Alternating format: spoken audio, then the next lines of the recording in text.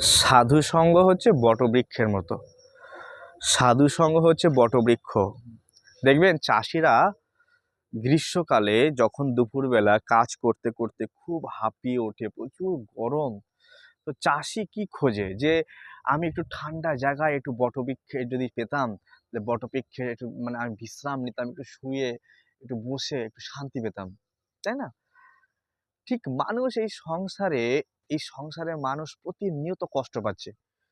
এই সংসারের মানুষ প্রতিনিয়ত পরিশ্রম করতে করতে দুঃখী হচ্ছে। সে একটু শান্তি, একটু আশ্রয়, একটু বিশ্রাম খোঁজার চেষ্টা করছে।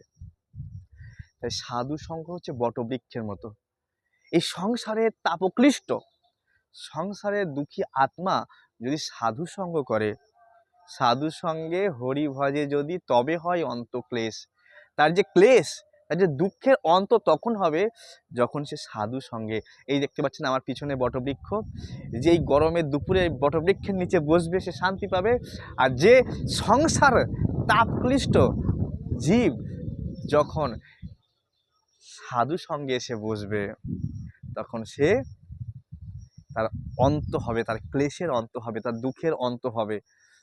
তখন সে আনন্দের বাতাবরণে পৌঁছতে পারবে।